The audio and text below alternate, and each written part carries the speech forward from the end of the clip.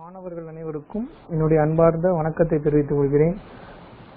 இப்போ நம்ம போன வகுப்புல என்ன பார்த்தோம் அப்படின்னா அளவு கருவிகள் அப்படின்ற டாபிக் பத்தி பார்த்துக்கிட்டு இருந்தோம். ஸோ அளவு கருவிகள்ல என்னென்னலாம் இருக்கு, ஸோ அது எப்படி பணிமனைகளில் பயன்படுத்தப்படுகின்றது அப்படின்றத பார்த்தோம். இன்னைக்கு வகுப்புல நம்ம என்ன பார்க்க போறோம் அப்படின்னா அளவிகள் அப்படின்ற டாபிக் பற்றி பார்க்க போறோம். ஸோ அளவிகள் அப்படின்னா என்ன, எதற்காக இந்த அளவிகளானது பணிமனைகளில் பயன்படுத்தப்படுகின்றது, இந்த அளவிகள்ல என்னென்ன வகைகள்லாம் இருக்கு, ஸோ இந்த ஒவ்வொரு வகைகளும் எந்த மாதிரியான இடங்கள்ல பணிப்பொருளில் அளவுகளை அளப்பதற்கு பயன்படுகின்றது அப்படின்றத பத்தி தான் நம்ம இந்த வகுப்புல பார்க்க போறோம். இதுல நம்ம ஃபர்ஸ்ட் பார்க்க போறது என்ன பார்த்தீங்கன்னா அளவிகள் அப்படின்னா என்ன, இந்த எதற்காக இந்த அளவிகள் பணிமனைகளில் பயன்படுத்தப்படுகின்றது அப்படின்றத பார்க்கலாம். அந்த அளவிகளை நம்ம ஆங்கிலத்தில் எப்படி சொல்லுவோம் அப்படின்னு பார்த்தீங்கன்னா கேஜஸ் அப்படின்னு சொல்லுவோம். சரிங்களா, சரி ரைட். இப்போ இந்த அளவிகள் எதற்காக பணிமனைகளில் பயன்படுத்தப்படுகின்றது அப்படின்னா, இப்போ நம்ம ஒரு பணிப்பொருளை ஆல்ரெடி தயார் பண்ணி வச்சிருப்போம். சரிங்களா, அப்படி தயார் பண்ணி வைக்கப்பட்ட அந்த பணிப்பொருளினுடைய அளவுகளை ஆய்ந்து பார்ப்பதற்காக பயன்படுத்தக்கூடிய கருவியை தான் நம்ம என்ன சொல்றோம், அளவிகள் அப்படின்றோம். சரி, இப்போ இதுக்கு முன்னாடி படிச்ச அளவு கருவிகள் அப்படின்றது பனிப்பொருளை நம்ம அப்பப்ப தயாரிக்கும் பொழுது அதனுடைய அளவுகளை நம்ம செக் பண்றதுக்கு பேர் தான் அளவு கருவிகள் அப்படின்னு பேரு. ஆனா அளவிகள் அப்படின்னா ஏற்கனவே தயாரித்து வைக்கப்பட்ட பனிப்பொருள் இருக்கா இல்லையா, அந்த பனிப்பொருளினுடைய அளவுகளை அளந்து பார்ப்பதற்கு பயன்படுத்தக்கூடிய கருவியை தான் நம்ம என்ன சொல்றோம், அளவிகள் அப்படின்றோம். அப்படி பயன்படுத்தக்கூடிய இந்த அளவிகள் பாத்தீங்க அப்படின்னா ஒரு குறிப்பிட்ட அளவுகள்ல பாத்தீங்கன்னா தயாரிக்கப்பட்டிருக்கும். செஞ்சிருப்பா, இப்ப நம்ம ஒரு பொருளை தயாரிக்கிறோம்னா அந்த பொருள் என்ன வடிவத்துல இருக்கோ, என்ன அளவுகள்ல இருக்கோ, அந்த அளவுக்கு ஏத்த மாதிரி நம்ம என்ன செஞ்சிருப்போம் அப்படின்னா இந்த அளவிகளை நம்ம என்ன செஞ்சிருப்போம், ஆல்ரெடி தயாரித்து வச்சிருப்போம். அப்படி தயாரித்து வைக்கப்பட்ட அந்த பனிப்பொருளினுடைய அது அளவு மற்றும் வடிவம் இருக்கா இல்லையா, சோ அந்த இரண்டையும் அளந்து சரியாக இருக்கா அப்படின்றத ஆய்வு செய்யக்கூடிய கருவியை தான் நம்ம இந்த அளவிகள் அப்படின்றோம், அதாவது கேஜஸ் அப்படின்றோம். அப்படி பயன்படுத்தக்கூடிய இந்த கேஜஸ் பாத்தீங்க அப்படின்னா எந்த உலோகத்தால வடிவமைக்கப்பட்டிருக்கும் அப்படின்னு பாத்தீங்க அப்படின்னா அலாய் ஸ்டீல் அப்படின்வாங்க. அதாவது தமிழ் என்ன சொல்லுவோம்னா உருக்கு உலோகம் அப்படின்வாங்க, அல்லது கலவை உருக்கு உலோகம் அப்படின்வாங்க. அதான் ஆங்கிலத்தில் என்ன சொல்றோம், அலாய் ஸ்டீல் அப்படின்றோம். இந்த அலாய் ஸ்டீல் அப்படின்ற உலோகத்தை பயன்படுத்தி தான் என்ன செஞ்சிருப்பாங்கன்னா இந்த கேஜஸ் அப்படின்றத தயாரிச்சிருப்பாங்க. சரியா, அப்ப அப்படி தயாரிச்சத டைரக்டா பயன்படுத்திடுவாங்க அப்படின்னா கிடையாது. அந்த அலாய் ஸ்டீல் அப்படின்ற உலோகத்தால ஃபர்ஸ்ட் தயாரிச்சு அதை என்ன செய்வாங்க அப்படின்னா ஹீட் ட்ரீட்மெண்ட் அப்படின்னு ஒரு பிளான்ட் இருக்கு. சரிங்களா, அந்த ஹீட் ட்ரீட்மெண்ட் மூலமா என்ன செய்வாங்க அப்படின்னா அதனுடைய குணத்தை மாற்றம் செய்வாங்க. சரிங்களா, அந்த குணத்தை மாற்றம் செய்து தேவையான துல்லியத்திற்கு என்ன செய்வாங்க அப்படின்னா அரைப்பு செயலானது செய்யப்பட்டு பல பலன்னு பாக்குறதுக்கு என்ன செஞ்சிருப்பாங்க அப்படின்னா வடிவமைப்பட்டிருக்கும். இது இந்த கேஜஸ் ஆனது. சார் அதான சார் ஹீட் ட்ரீட்மெண்ட் அப்படின்னு சொல்லுவோம். சரிங்களா, இந்த வார்த்தைகள் இப்போ உங்களுக்கு புதுசா இருக்கும். இந்த ஹீட் ட்ரீட்மெண்ட் அப்படின்றத பத்தி நம்ம அடுத்த பாடத்துல நம்ம ஃபுல்லா நம்ம தெரிஞ்சுக்கலாம். ஸோ இப்போ இந்த ஹீட் ட்ரீட் மூலமா எதுக்கு பயன்படுது அப்படின்னா அந்த அலாய் ஸ்டீல் அப்படின்ற உலோகத்தால தயாரிக்கப்பட்ட அந்த கேஜஸ் இருக்கு பாத்தீங்களா, அதனுடைய குணத்தை மாற்றம் செய்து அரைப்பு இயந்திரத்தை பயன்படுத்தி என்ன செய்வாங்க பாத்தீங்கன்னா அரைப்பு செயலானது செய்யப்பட்டிருக்கும். சரிங்களா, இதுதான் பாத்தீங்கன்னா கேஜஸ். அப்ப கேஜஸ் அப்படின்னாலே ஷார்ட்டா ஞாபகம் என்ன பாத்தீங்கன்னா எதுக்கு பயன்படுது, ஏற்கனவே தயாரிக்கப்பட்ட பனிப்பொருளினுடைய அளவு மற்றும் வடிவத்தை ஆய்வு செய்வதற்காக பயன்படக்கூடிய கருவியை தான் நம்ம அளவிகள் அப்படின்றோம். சரி, அதை மட்டும் நல்லா ஞாபகம் வச்சுக்கோங்க. சரி, இப்ப இந்த அளவு கருவிகளை பயன்படுத்துறதுனால நம்மளுக்கு சில அட்வான்டேஜஸ் எல்லாம் இருக்கு. என்னென்ன அட்வான்டேஜஸ் அப்படின்னு பாத்தீங்க அப்படின்னா இந்த கேஜஸை பயன்படுத்தி நம்ம என்ன செய்யலாம் பாத்தீங்கன்னா விரைவாக சோதிக்கலாம் அளவுகளை. அதே நேரத்தில் பாத்தீங்கன்னா எளிதாக அளவுகளை என்ன செய்ய முடியும் அப்படின்னா சோதனை செய்ய முடியும். எதை பயன்படுத்தி அப்படின்னா இந்த அளவிகளை பயன்படுத்தி. ரெண்டாவது பாருங்க, நுணுக்கமான கருவிகள் பயன்படுத்துவதை விட அளவிகள் பயன்படுத்துவதனால் ஏற்படக்கூடிய செலவு குறைவு அப்படின்றாங்க. ஏன்னா நுணுக்கமான கருவிகள் அப்படின்னா அது வந்து ரேட் வந்து பார்த்தீங்கன்னா காஸ்ட்லியாக இருக்கும். ஸோ அப்போ அதை பயன்படுத்துவதை விட இந்த அளவிகளை பயன்படுத்துவதனால ஏற்படக்கூடிய செலவுகள் வந்து பார்த்தீங்கன்னா நம்மளுக்கு மிக மிக குறைவு. அடுத்து 3வது பாயிண்ட் என்ன பாருங்க, திறமையற்றவர்களும் அளவிகளை பயன்படுத்தி சோதனை செய்யலாம். திறமையற்றவர்கள் அப்படின்னா என்ன அர்த்தம் அப்படின்னா அவங்களுக்கு அந்த அந்த பயன்படுத்துவதற்கான ட்ரைனிங், அதாவது ட்ரைனிங் இல்லாம கூட நம்ம என்ன செய்யலாம் அப்படின்னா இந்த அளவிகளை பயன்படுத்தி ஒரு பனிப்பொருளினுடைய அளவுகளையும் அதனுடைய வடிவத்தையும் நம்ம என்ன செய்ய முடியும், சோதனை செய்ய முடியும். சரிங்களா. 4வது பாயிண்ட், மேற்பார்வையாளர்கள் தேவையில்லை. அத மேற்பார்வையாளர்கள் அப்படின்னா சூப்பர்வைசர் அப்படின்னு பேர். சரிங்களா. இந்த அளவிகளை பயன்படுத்தும் பொழுது அதை மேற்பார்வை செய்வதற்கு என்னது மேற்பார்வையாளர்கள் தேவை கிடையாது. சரிங்களா. நம்ம செக் பண்றவங்களே அதுக்கு மேற்பார்வையாளர்களாக செயல்படலாம். அடுத்து வந்து பாத்தீங்கன்னா உற்பத்தி அதிகரிக்கிறது. ஏன் அப்படின்னா இந்த அளவிகளை பயன்படுத்தி வேகமாக பனிப்பொருளை அளப்பதன் மூலமாக நம்மளுக்கு என்ன ஆகுதுன்னா உற்பத்தியானது அதிகரிக்கின்றது இந்த அளவிகளை பயன்படுத்துவதனால.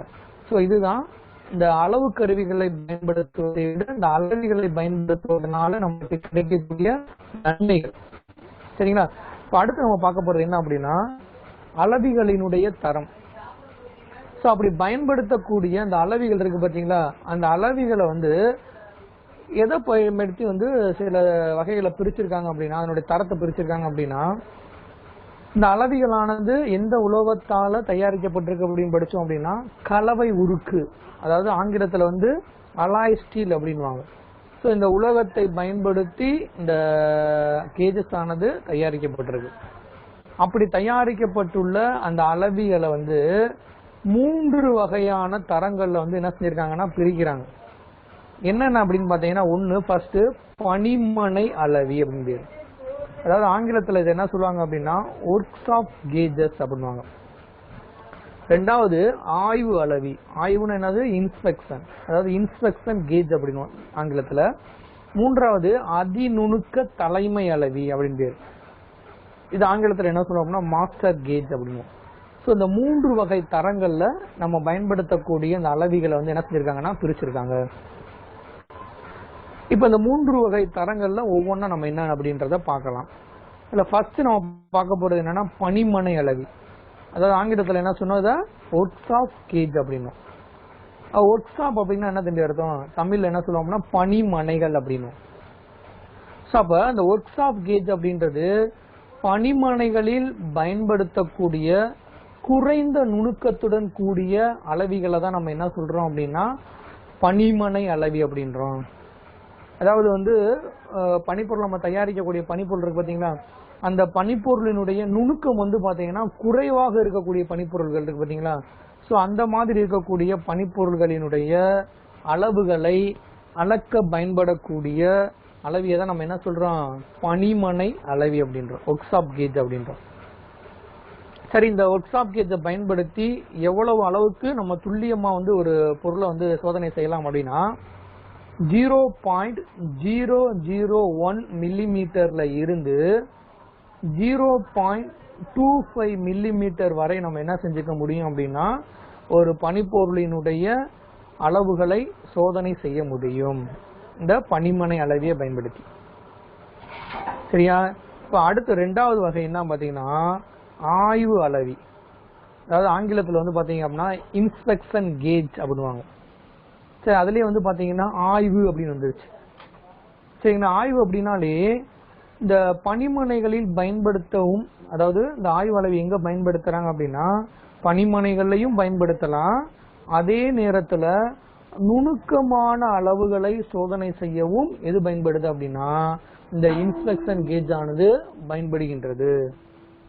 சரிங்களா. பனிமனைகளையும் என்ன செய்யலாம், இதை நம்ம பயன்படுத்தலாம், அதே நேரத்தில் நுணுக்கமான அளவுகளையும் நம்ம என்ன செய்ய முடியும் அப்படின்னா சோதனை செய்யவும் இந்த ஆய்வு அளவியானது பயன்படுகின்றது. இந்த ஆய்வு அளவியை பயன்படுத்தி எவ்வளவு அளவுக்கு நுணுக்கமாக அல்லது துல்லியமாக நம்ம வந்து சோதனை செய்யலாம் அப்படின்னு பாத்தீங்கன்னா 0.0001 மில்லிமீட்டர்ல இருந்து 0.0025 மில்லிமீட்டர் வரைக்கும் என்ன செஞ்சுக்கலாம் அப்படின்னா துல்லியமாக அளவுகளை அளக்கலாம்.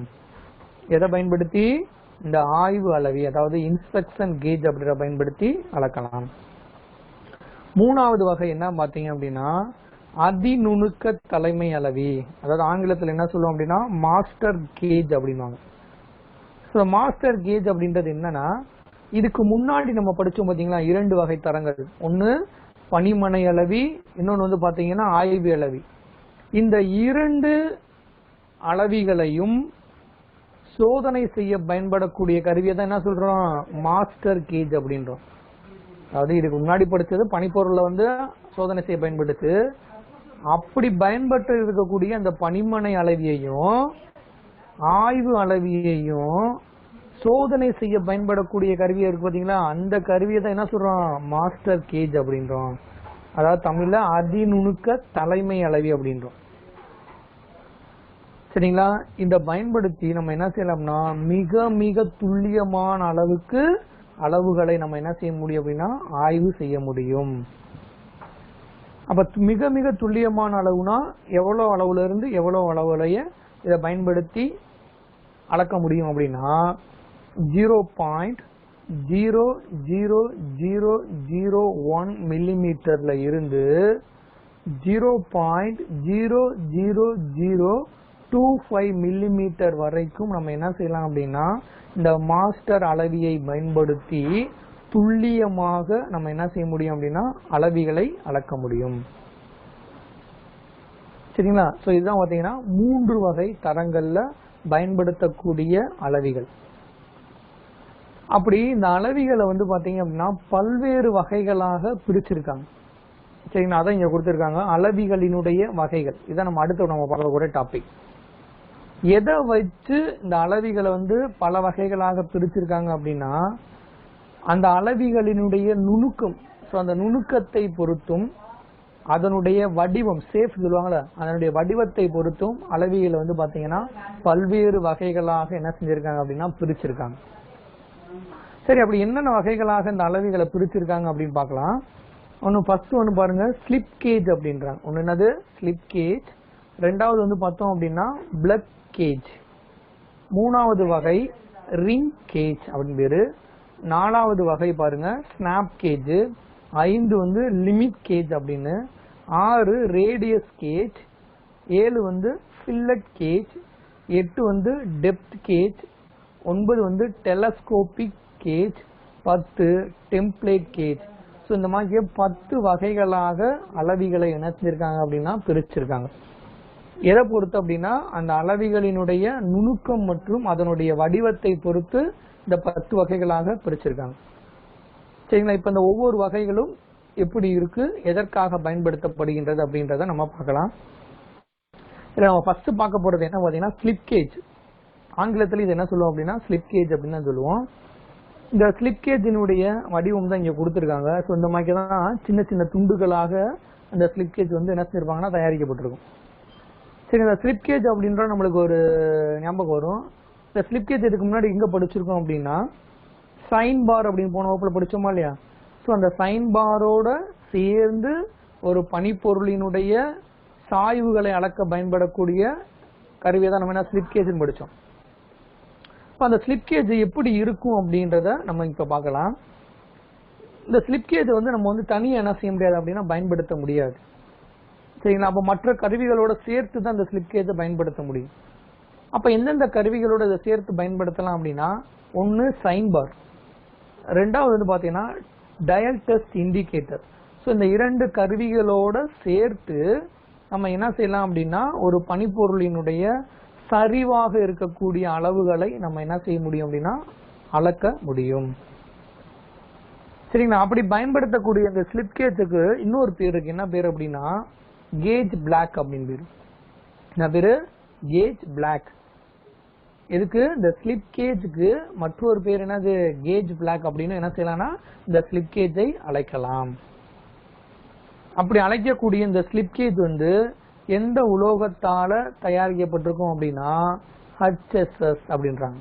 HSS என்ன சார் அப்படின்னா ஹை ஸ்பீட் ஸ்டீல் அப்படின்னு அர்த்தம். என்னது ஹை ஸ்பீட் ஸ்டீல் அப்படின்னு அர்த்தம். இதை தமிழ்ல என்ன சொல்லுவாங்க அப்படின்னா அதிவேக எஃகு அப்படின்வாங்க. ஸோ இந்த அதிவேக எஃகு அப்படின்ற உலோகத்தால இந்த ஸ்லிப் கேஜ் ஆனது பார்த்தீங்கன்னா தயாரிக்கப்பட்டு சிறு சிறு துண்டுகளாக என்ன செஞ்சிருப்பாங்க, சின்ன சின்ன பீஸ் என்ன செஞ்சிருப்பாங்கன்னா தயாரிச்சிருப்பாங்க. அந்த ஒவ்வொரு பீஸும் வந்து பார்த்தீங்கன்னா ஒவ்வொரு அளவுகளில் தயாரிச்சிருப்பாங்க. இப்போ இங்கே வந்து பார்த்தீங்கன்னா 10 எல்லாமே பார்த்தீங்கன்னா 10 mm இருக்கும். இது வந்து பார்த்தீங்கன்னா இந்த இது மட்டும் 3, இந்த இது அளவுகள் கூட. அப்போ ஒவ்வொரு துண்டுகளுமே ஒவ்வொரு அளவுகள் வந்து பார்த்தீங்கன்னா உருவாக்கப்பட்டிருக்கும். அப்படி ஒவ்வொரு அளவுகளில் உருவாக்கப்பட்டு அதை என்ன செய்வாங்க அப்படின்னா ஹீட் ட்ரீட்மெண்ட் அப்படின்ற ஒரு ப்ராசஸ் மூலமாக அதனுடைய குணமானது மாற்றம் செய்யப்பட்டு என்ன செய்வாங்க அப்படின்னா அதை பலபலன்னு மாற்றுவதற்காக என்ன செய்வாங்கன்னா அரைப்பு மற்றும் லேப்பிங் அப்படின்ற முறையை பயன்படுத்தி என்ன செய்வாங்க அப்படின்னா அதனுடைய மேற்பரப்பை வந்து பலபலன்றதை என்ன செய்வாங்க மாற்றுவாங்க. ஸோ மாற்றி இயந்திர பணி செய்யப்பட்டிருக்கும். இது இந்த ஸ்லிப் கேஜ் ஆனது. சரிங்களா? அதுக்கப்புறம் இதை பயன்படுத்தி நம்ம என்ன செஞ்சிடலாம், பயன்படுத்தினதுக்கப்புறம் ஸோ இதுக்குன்னு ஒரு பெட்டி மாதிரி இருக்கும். அந்த பெட்டியில் வந்து பார்த்தீங்கன்னா கரெக்டாக நம்ம அந்தந்த இடத்துல நம்ம இந்த ஸ்லிப் கேஜ்களை வச்சு நம்ம பயன்படுத்தணும் அப்படின்னா இது வந்து பாதுகாப்பாக இருக்கும். சரிங்களா? இப்போ இதை தான் நம்ம என்ன சொல்கிறோம் அப்படின்னா ஸ்லிப் கேஜ் அப்படின்றோம். அடுத்து நம்ம பார்க்க போகிறது என்ன அப்படின்னா ரேடியஸ் கேஜ் அப்படின்றது. ஸோ இந்த ரேடியஸ் கேஜோடைய அமைப்பு இந்த மாதிரி தான் இருக்கும். சரிங்களா? ஸோ இதெல்லாம் கொடுத்துருப்பாங்க. இது வந்து பார்த்தீங்கன்னா மெல்லிய தகடுல வந்து என்ன செஞ்சிருப்பாங்க அப்படின்னா தயாரிச்சிருப்பாங்க. சரிங்களா? ஒவ்வொரு தகடுகளுமே பார்த்தீங்கன்னா ஒவ்வொரு அளவுகளில் தயாரிச்சிருப்பாங்க. சரி, இந்த ரேடியஸ் கேஜ் எதுக்கு பயன்படுது அப்படின்னா நம்ம தயாரிக்கக்கூடிய பனிப்பொருள் இருக்கு பார்த்தீங்கன்னா அந்த பனிப்பொருளினுடைய வெளி ஆரத்தை அளக்க பயன்படக்கூடிய கருவியை தான் நம்ம என்ன சொல்றோம் ரேடியஸ் கேஜ் அப்படின்றோம். வெளி ஆரம்னா என்னன்னா பனிப்பொருள் வந்து பார்த்தீங்கன்னா சின்ன சின்ன வளைவுகள் இருக்கும். ஸோ அந்த வளைவுகளை வந்து நம்ம அளவு கருவிகளை பயன்படுத்தி அளக்க முடியாது. சரிங்களா? அப்போ அப்படி அளக்கும் பொழுது ஸோ அதை வந்து அளப்பதற்கு எதை பயன்படுத்துறாங்கன்னா இந்த ரேடியஸ் கேஜ் அப்படின்ற அளவிகளை பயன்படுத்துறாங்க. இப்போ சுருக்கமாக சொல்லணும்னா ரேடியஸ் கேஜ் எதுக்கு பயன்படுது அப்படின்னா ஒரு பனிப்பொருளினுடைய வெளி ஆரத்தை அளக்க பயன்படுகிறது. அவ்வளவுதான். சரிங்களா? அப்படி அளக்கக்கூடிய இந்த ரேடியஸ் கேஜினுடைய முனை வந்து பார்த்தீங்க அப்படின்னா இப்படி குளிந்த வடிவத்தில் இருக்கும், குளிந்த முகப்பு வடிவத்தில் இருக்கும். சரிங்களா? ஒவ்வொரு குளிந்த முகப்பும் ஒவ்வொரு அளவுகளில் என்ன செஞ்சிருப்பாங்க அப்படின்னா உருவாக்கப்பட்டிருக்கும். ஸோ இதை பயன்படுத்தி பனிப்பொருளினுடைய வெளி ஆரத்தை நம்ம அளக்கலாம். ஸோ இதை தான் நம்ம என்னன்னா ரேடியஸ் கேஜ் அப்படின்றோம். சரியா? ரைட். அடுத்து டெப்த் கேஜ். டெப்த் அப்படின்னாலே நம்ம தமிழ் என்ன சொல்லுவோம் அப்படின்னா ஆழம் அப்படின்னும். அப்போ இந்த டெப்த் கேஜ் எதுக்கு பயன்படுது அப்படின்னா துளை மற்றும் பள்ளம் உருவாக்கப்பட்ட பனிப்பொருளினுடைய ஆழத்தை அளக்கவும் அந்த அளவுகளை ஆய்வு செய்யவும் உதவக்கூடிய கருவியை தான் நம்ம என்ன சொல்றோம் டெப்த் கேஜ் அப்படின்றோம். இப்போ ஒரு பனிப்பொருள்ல ஒரு துளை போட்டிருக்கு. இப்போ அந்த துளை வந்து எவ்வளவு ஆழத்துல இருக்கு அப்படின்றத அளந்து பார்க்கவும் அதனை கரெக்டா இருக்கா அப்படின்றத சோதனை செய்யவும் பயன்படக்கூடிய கருவி தான் என்னது இந்த டெப்த் கேஜ் அப்படின்னு. சரிங்களா? இப்ப இந்த டெப்த் கேஜை பயன்படுத்தி மிக மிக துல்லியமாக நம்ம அளக்கணும் அப்படின்னா என்ன பயன்படுத்து எப்படி பயன்படுத்துறது அப்படின்னா இதுக்கு முன்னாடி படிச்சிருப்போம் வெர்னியர் ஆழ அளவி டெப்த் மைக்ரோமீட்டர் அப்படின்ற கருவிகளை பயன்படுத்தி என்ன செய்யலாம் அப்படின்னா ஆழத்தை மிக மிக துல்லியமாக நம்ம என்ன செய்ய முடியும்னா அளக்க முடியும். அது என்ன சார் டெப்த் மைக்ரோமீட்டர் இது மேல கொடுத்துருக்காங்களா, இதுக்கு பேர் தான் டெப்த் மைக்ரோமீட்டர் அப்படின்னு பேரு. ஸோ இந்த மைக்ரோமீட்டரை பயன்படுத்தி நம்ம ஆழங்களை துல்லியமாக அளக்கலாம். வேற என்ன பார்த்தீங்கன்னா வெர்னியர் ஆழ அளவி, இதுக்கு பேர் தான் வெர்னியர் ஆழ அளவின் பேரு. ஸோ இதை பயன்படுத்தியும் ஒரு பனிப்பொருளில் உருவாக்கப்பட்ட ஆழத்தை மிக மிக துல்லியமாக அளக்கலாம். ஓகேவா? இப்போ அடுத்து நம்ம பார்க்கக்கூடிய கேஜ் என்னன்னா லிமிட் கேஜ் அப்படின்னு பேர். ஸோ லிமிட் அப்படின்னாலே ஒரு குறிப்பிட்ட சைஸை தான் நம்ம லிமிட் அப்படின்னும்.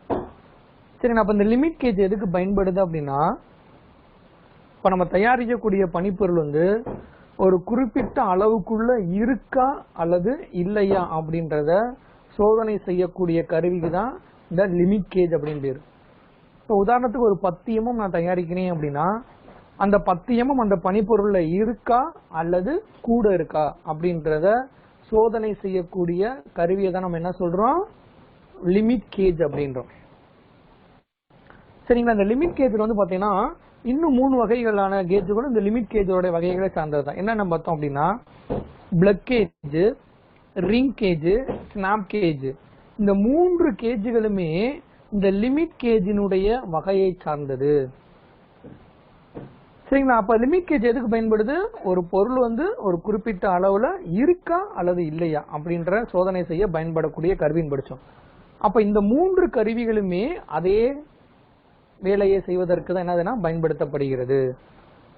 சரிங்களா? என்ன அப்படின்னு பாத்தீங்கன்னா இப்போ வந்து ஒரு துளை இருக்கு, அந்த துளையில வந்து பாத்தீங்கன்னா அந்த துளைக்கு வந்து பாத்தீங்கன்னா ஒரு சைஸ் இருக்குமா இல்லையா, அதை தான் நம்ம என்னன்னா விட்டம் அப்படின்னும்.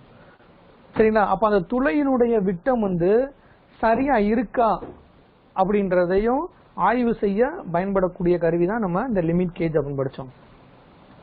அப்படி பயன்படுத்தக்கூடிய லிமிட் கேஜினுடைய அமைப்பு இந்த மாதிரி தான் இருக்கும். இப்போ இங்க வந்து பாத்தீங்கன்னா இது வந்து சரியான சைஸ்ல இருக்கும், இது வந்து பாத்தீங்கன்னா அது கொஞ்சம் கூட இருக்கும். சரிங்களா? அப்ப இந்த வடிவத்துல தான் இந்த லிமிட் கேஜ் ஆனது என்னதுன்னா வடிவமைக்கப்பட்டிருக்கும். இப்போ இதுல வந்து 2 வகைகள் இருக்கு. என்னென்ன வகை அப்படின்னு பாத்தீங்க அப்படின்னா ஏ டைப், பி டைப் கொடுத்துருக்காங்கல்ல. ஏ டைப்ன்றது முதல் வகை, பி டைப்ன்றது 2வது வகை. இப்ப இந்த முதல் வகையில வந்து பாத்தீங்க அப்படின்னா பிளக் கேஜ், இதுக்கு பேரு வந்து பிளக் கேஜ். இந்த பிளக் கேஜ் வந்து ஒரு உருளை வடிவத்துல இருக்கும். சரிங்களா? அப்ப இந்த உருளை வடிவத்தினுடைய ஒரு பக்கத்துல வந்து பாத்தீங்க அப்படின்னா கோ அப்படின்னு இருக்கும், மற்றொரு பக்கத்துல வந்து பாத்தீங்கன்னா நோ கோ அப்படின்னு கொடுத்திருப்பாங்க. இங்க பாத்தீங்கன்னா தெரியும், இதான் உருளை வடிவ தண்டு. இதுல ஒரு பக்கத்துல வந்து பாத்தீங்கன்னா கோ அப்படின்னு கொடுத்திருப்பாங்க, மற்றொரு முனையில நோ கோ அப்படின்ற முனையானது உருவாக்கப்பட்டிருக்கும். அதென்ன சார் கோ நோ கோ அப்படின்னா தமிழ்ல போகாதே அப்படின்னு அர்த்தம். சரிங்களா? இப்ப இது என்ன சார் போகாதே அப்படின்னா, ஒரு பனிப்பொருள்ல ஒரு துளை இருக்கு அப்படின்னா அந்த துளைக்குள்ள இந்த கோ அப்படின்ற பகுதி உள்ள நுழைஞ்சிச்சு அப்படின்னா அந்த பனிப்பொருளினுடைய துளை சரியான அளவுல உள்ளது என்று அர்த்தம். இதே இது அந்த துளைக்குள்ள நோ கோ அப்படின்ற, அதாவது போகாதே என்ற பகுதி உள்ளே நுழைந்தால் அது சரியான அளவில் இல்லை என்று அர்த்தம். இதுதான் போ மற்றும் போகாதே அப்படின்னு அர்த்தம். சரிங்களா? இதான் முதல் வகை. 2வது வகை என்ன பாத்தீங்க அப்படின்னா இதுவும் உருளை வடிவ தண்டுல தான் இருக்கும், ஆனா அந்த தண்டினுடைய போ மற்றும் போகாதே அப்படின்ற 2 முனைகளுமே ஒரே பக்கத்துல வந்து பாத்தீங்கன்னா இருக்குமாறு உருவாக்கப்பட்டிருக்கும். அதை தான் 2வது வகை அப்படின்றாங்க. சோ அதை நம்ம மாத்தி மாத்தி செக் பண்றதுக்கு போல ஒரே பக்கத்துல நம்ம என்ன செஞ்சுக்கலாம் அப்படின்னா போகாதே அப்படின்றத நம்ம என்ன செய்ய முடியும்னா செக் பண்ண முடியும். சோ அந்த மாதிரி இருந்துச்சு அப்படின்னா அது வந்து 2வது வகை. சரிங்களா? ரைட். இப்ப அடுத்து நம்ம பார்க்க போறது ரிங் கேஜ். சரிங்களா? இந்த ரிங் கேஜ் எதனுடைய வகையை சார்ந்தது, இதுக்கு முன்னாடி படிச்ச ஸ்னாப் கேஜ் அப்படின்ற வகையை சார்ந்ததுதான். சாரி, லிமிட் கேஜ் அப்படின்ற வகையை சார்ந்தது. ரைட். அப்ப இந்த ரிங் கேஜ் அப்படினுடைய அமைப்பு தான் இங்க படத்துல கொடுத்திருக்காங்க பாருங்க. வட்ட வடிவத்துல இருக்கனால இதுக்கு பேர் என்னது, ரிங் கேஜ் அப்படின்னு பேரு. கீழே கொடுத்திருக்கக்கூடிய படம் வந்து இந்த ரிங் கேஜ் அப்படினுடைய நேர்கோட்டு வரைபடம் தான் இங்க கொடுத்திருக்காங்க. சரி, இந்த ரிங் கேஜ் வந்து எதுக்கு பயன்படுது அப்படின்னா உருளை வடிவமாக இருக்கக்கூடிய ஒரு பனிப்பொருளினுடைய விட்டத்தை சோதனை செய்ய பயன்படக்கூடிய கருவிதான் என்னது, இந்த ரிங் கேஜ் அப்படின்னு பேரு.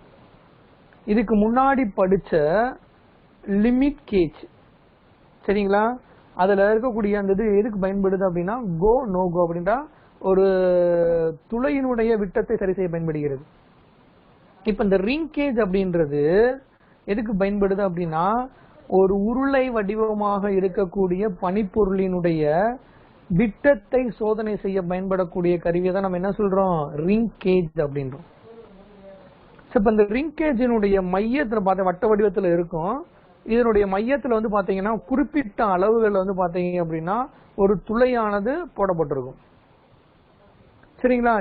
அதே போல அதனுடைய வெளிப்பரப்புல வந்து பாத்தீங்க அப்படின்னா சொரசொரன்னு இருக்கமாக்கி நர்லிங் ஆனது செய்யப்பட்டிருக்கும். நர்லிங் அப்படின்னா என்ன அர்த்தம்னா அதனுடைய மேற்பகுதி வந்து சொரசொரப்பா இருக்கும். எதுக்கு அப்படின்னா இதை பிடிப்பதற்கு ஏதுவாக அதனுடைய சுற்றுப்பரப்பானது என்ன செஞ்சிருப்பாங்க, நர்லிங் ஆனது செய்யப்பட்டிருக்கும். அப்படி இருக்கக்கூடிய இந்த ரிங் கேஜ்ல 2 பக்கங்கள், அதாவது 2 பக்கங்கள் இருக்கும். இது ஒரு பக்கம், அதுக்கு ஆப்போசிட்ல அங்கிட்டு ஒரு பக்கம் இருக்கும். இதுல ஒரு பக்கத்துல போ அப்படின்ற முகப்பும் இதனுடைய மற்றொரு பக்கத்துல வந்து போகாத என்ற முகப்பும் என்ன செய்யணும்னா இருக்கும்படி வடிவமைப்பட்டிருக்கும். அதாவது இந்த சைடு வந்து பாத்தீங்க அப்படின்னா பாதி தூரத்துக்கு போ அப்படின்ற ஒரு அளவுல இருக்கும். அதுக்கப்புறம் அதுக்கு ஆப்போசிட்ல வந்து போகாது அப்படின்ற அளவுல என்ன செஞ்சிருப்பாங்கன்னா அந்த துளையானது வடிவமைப்பட்டிருக்கும். அப்ப இந்த இரண்டு முகப்புகளையும் பயன்படுத்தி நம்ம என்ன செய்யலாம் அப்படின்னா போ அப்படின்றது வந்து இதை நம்ம என்ன உள்ள நுழைஞ்சிச்சு அப்படின்னா அதை நம்ம என்ன அர்த்தம் ஏற்கப்படும் அளவு, அதாவது அந்த அளவை நம்ம ஏத்துக்கிறலாம் அப்படின்னு அர்த்தம். போகாத என்ற முகப்பு பக்கம் அது நுழைஞ்சிச்சு அப்படின்னா அந்த அளவு ஏற்கப்படாத அளவு என்று அர்த்தம்.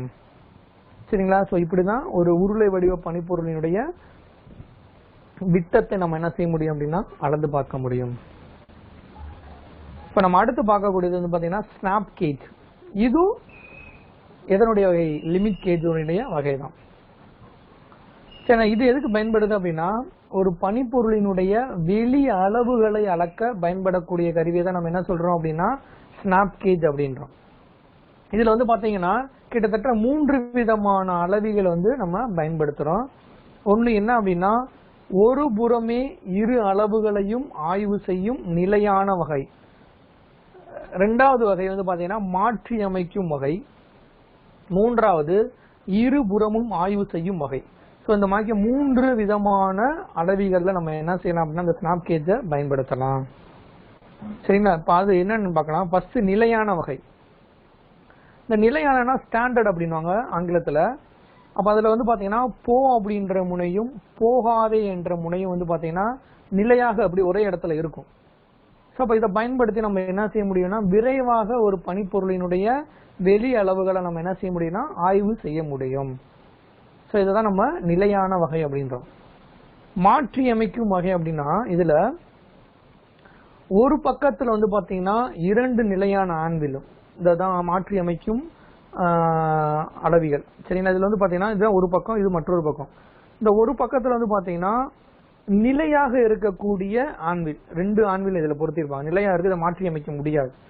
இதனுடைய எதிர்பக்கத்துல வந்து பாத்தீங்க அப்படின்னா மாற்றி அமைக்கக்கூடிய 2 ஆன்வில்கள் பொருத்தப்பட்டிருக்கும். ஆன்வில் அப்படின்னா இந்த 2 ரவுண்டு மாதிரி இருக்காது ஆன்வில் அப்படின்னும். இங்க ஸ்க்ரூ இருக்கா, இந்த ஸ்க்ரூவை நம்ம திருவதன் மூலமா என்ன செஞ்சுக்கலாம்னா இதனுடைய தூரத்தை மாற்றி அமைக்க முடியும். சோ இப்ப மாற்றி அமைக்கக்கூடிய ஆன்வில்களும் பொருத்தப்பட்டிருக்கும். சோ அந்த ஆன்வில்களை நம்ம என்ன செய்யலாம்னா பனிப்பொருளினுடைய அளவுக்கு ஏத்த மாதிரி என்ன செஞ்சுக்கலாம்னா நம்ம மாற்றி அமைத்து இந்த ஆன்வில்களை என்ன செய்ய முடியும் சரி செய்து பனிப்பொருளினுடைய அளவுகளை நம்ம என்ன செய்யலாம்னா ஆய்வு செய்ய முடியும். இதுதான் மாற்றி அமைக்கும் வகை அப்படின்னு.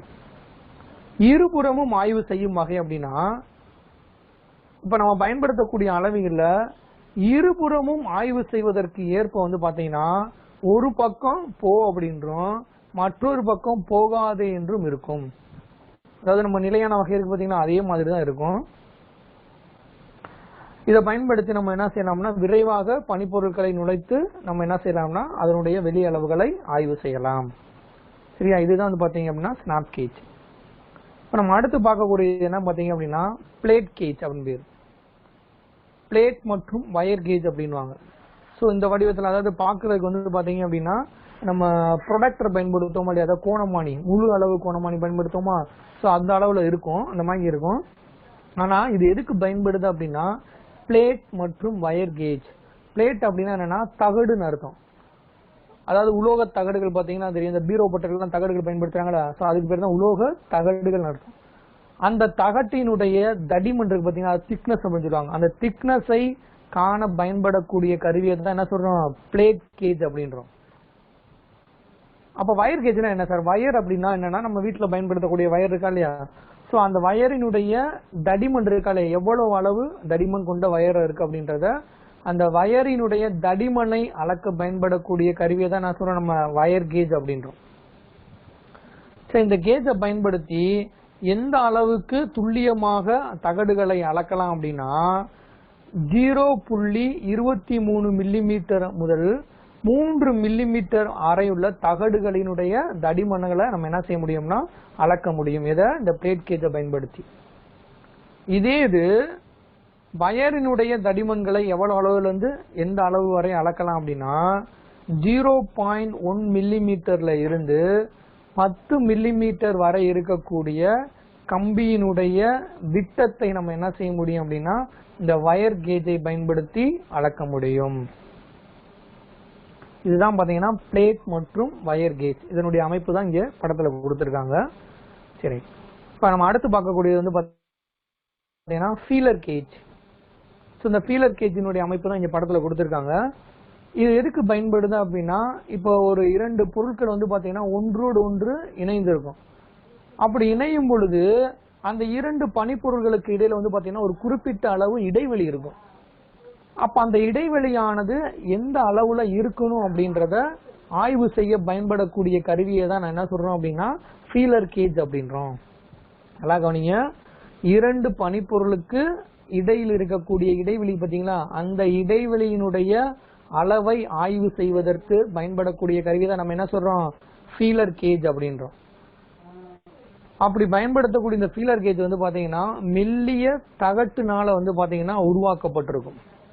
மெல்லிய தகடுகளில் வந்து பாத்தீங்கன்னா வெவ்வேறு அளவுகள்ல உருவாக்கப்படும். பாத்தீங்கன்னா தெரியும், ஒவ்வொரு தகடும் ஒவ்வொரு அளவுகள்ல என்ன செஞ்சிருக்காங்கன்னா உருவாக்கி இருக்காங்க.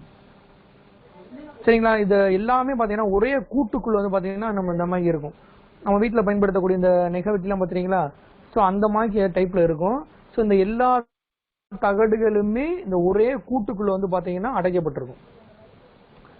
சரிங்களா, இந்த தகடுகளின் தடிமன் வந்து எந்த அளவுல இருந்து எதுவரை இருக்கும் அப்படின்னா 0.03 மில்லிமீட்டர்ல இருந்து 1 மில்லிமீட்டர் வரை இருக்கக்கூடிய தகடுகளை வந்து என்ன செய்யலாம்னா இதுல பயன்படுத்துவாங்க.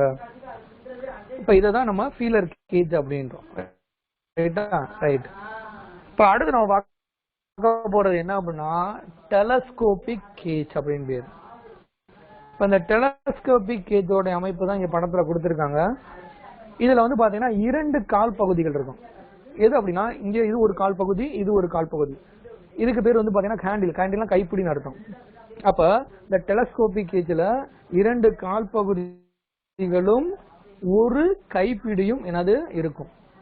இது எதுக்கு பயன்படுது அப்படின்னா ஒரு பனிப்பொருளினுடைய உள்விட்டம்னா என்னன்னா ஒரு துளையினுடைய உள்விட்டத்தை விரைவாக அளக்க பயன்படக்கூடிய கருவி தான் இந்த டெலஸ்கோபிக் கேஜ் அப்படின்னு.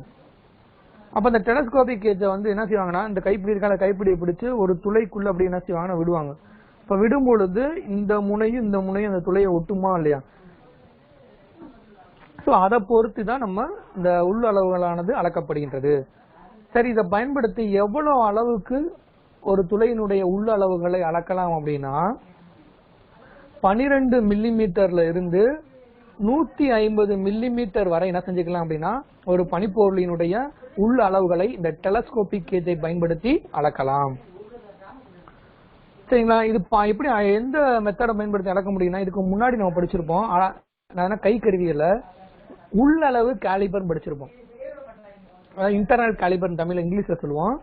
இந்த காலிபரை நம்ம எப்படி பயன்படுத்துறோமோ அதே மெத்தடை பயன்படுத்தி நம்ம என்ன செய்யலாம் அப்படின்னா பனிப்பொருளினுடைய அளவுகளை அளந்த பார்க்கலாம். இது வந்து டைரக்டா நம்ம என்ன செய்ய முடியாது, அளக்க முடியாது. அப்ப என்ன செய்யணும் அப்படின்னா இந்த டெலஸ்கோபிக் கேஜை பயன்படுத்தி அளந்ததுக்கு அப்புறம் அதை வெளியே எடுத்து மைக்ரோமீட்டர், அதாவது வெளியளவு மைக்ரோமீட்டர் மூலமாக நம்ம என்ன செய்ய முடியும்னா துல்லியமாக அளவுகளை அளந்து சரிபார்க்க முடியும். இததான் டெலஸ்கோபிக் கேஜ் அப்படின்றோம். ரைட். அடுத்து நம்ம பார்க்க போறது வடிவத்தகடு. வடிவத்தகடுனா டெம்ப்ளேட் அப்படின்னும். இந்த டெம்ப்ளேட் எதுக்கு பயன்படுது அப்படின்னா அதாவது நம்ம வந்து ஒரே மாதிரியான அளவுகள்லையும் வடிவத்திலையும் அதிக அளவு பனிப்பொருளை தயாரிக்கக்கூடிய இடங்கள்ல அதனுடைய அளவுகளை சோதித்து பார்க்க பயன்படக்கூடிய கருவியை தான் நம்ம என்ன சொல்றோம் அப்படின்னா டெம்ப்ளேட் அப்படின்றோம்.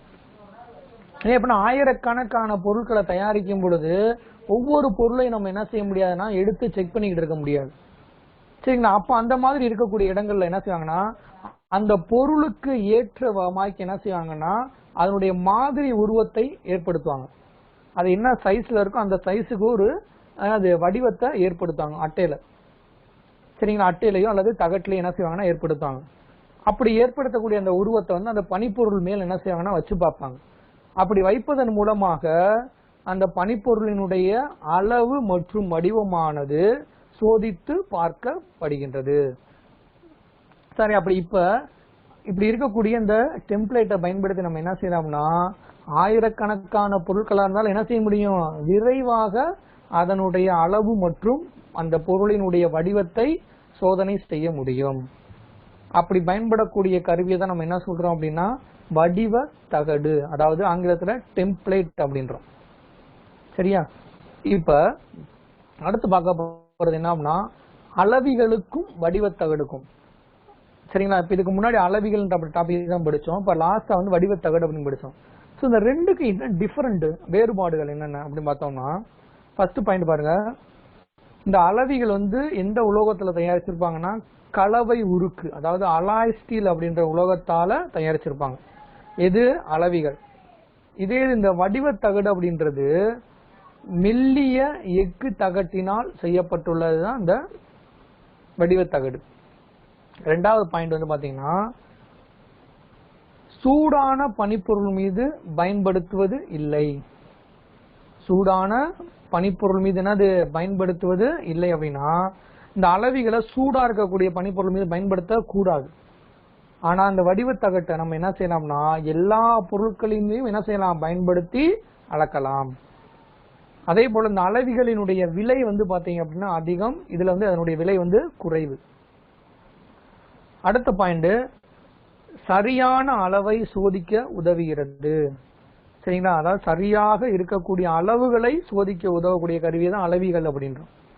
வடிவத்தகடு அப்படின்றது சரியான வடிவத்தில் மற்றும் சரியான அளவில் உள்ளதா என்பதை சோதிக்க பயன்படக்கூடிய கருவி. சரிங்களா? இது வந்து சரியான அளவை மட்டும்தான் சோதிக்கக்கூடிய கருவி அளவிகள். வடிவத்தகடுன்றது அதனுடைய சரியான வடிவம் மற்றும் சரியான அளவு இரண்டும் சரியாக உள்ளதா என்பதை சோதிக்கக்கூடிய கருவி தான் இந்த வடிவத்தகடு. நாலாவது பாயிண்ட் என்ன அப்படின்னா இந்த அளவிகள் வந்து நுணுக்கமான கருவி, இந்த வடிவத்தகடு வந்து நுணுக்கமற்றவை. சரிங்களா? சோ இதுதான் அளவிகளுக்கும் வடிவத்தகட்டுக்கும் உள்ள வேறுபாடு. இது ஒரு முக்கியமான 5 மதிப்பெண் வினாக்கள். சரிங்களா? இப்ப இங்க உங்களுக்கு 4 பாயிண்ட் இருக்கு. இதுல இந்த விலை அதிகம், இதுல விலை குறைவு இருக்கால, இது வந்து நீங்க ஒரு பாயிண்டா நீங்க தனியா எடுத்துக்கலாம். அப்ப மொத்தம் 5 பாயிண்ட் வந்துருச்சா இல்லையா? ரைட். சரிங்களா? இதோட இந்த வகுப்பு முடிவடைகிறது. நன்றி, வணக்கம்பா.